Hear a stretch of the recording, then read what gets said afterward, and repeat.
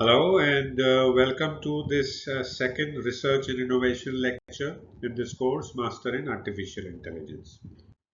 So in this lecture, we will continue to talk about what else can you do to conduct research to explore new techniques and methodologies that could improve the performance or efficiency of the AI systems.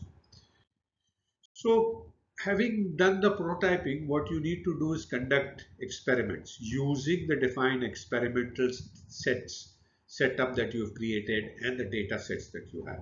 Remember, two important things: the experimental data sets and the setup that you have.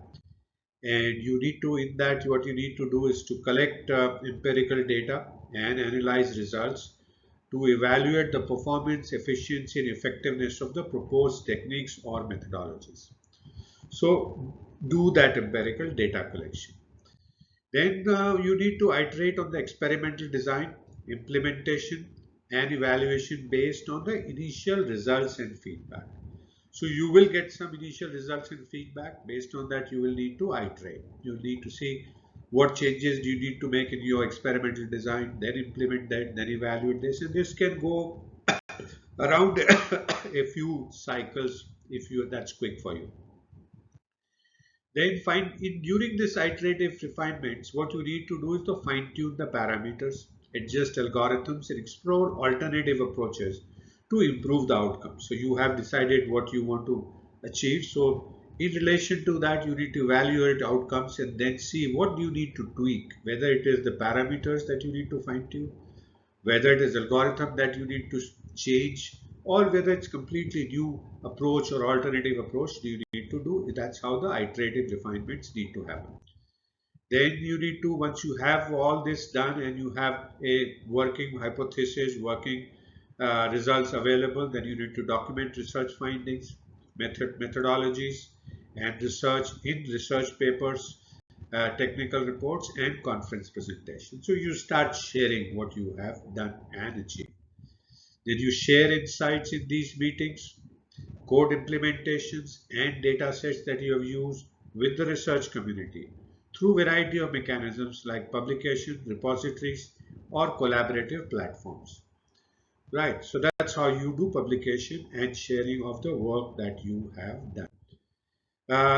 Another important thing is to do peer reviews, to seek peer reviews and feedback from experts in the field. And those you could do through conferences, workshops, or academic journals. So you may need to attend these conferences, attend these workshops, and write to the academic journals about your findings and the research results that you have obtained. In doing this, you need to collaborate with other researchers, academic institutions, or industry partners to leverage diverse perspectives and resources, because research is something that is completely new field. You are getting into something new area. It will be good to collaborate with people who have some experience and get some peer reviews done, and if necessary you can do some collaboration. Continuous learning and adaptation is important, so you need to stay updated on the latest developments and advancement in the AI research through conferences, workshops, and publications. Continuously learn from experimentation, feedback, and collaboration, basically to refine the research methodologies and approaches that you have used in coming to the outcomes and the findings that you are able to get.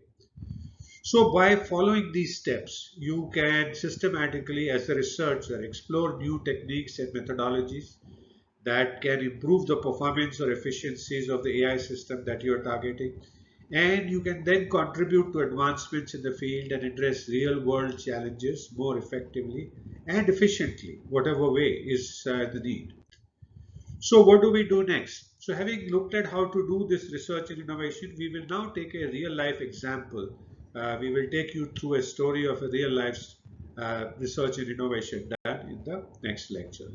So thank you so much for watching this second research and innovation lecture. I hope you continue to learn new things, continuing to enjoy, and I do look forward to see you again in the next lecture. Please feel free to message me if you have any questions. I'll be happy to answer a question. And do download the PDF file to take a look at anything of specific interest to you.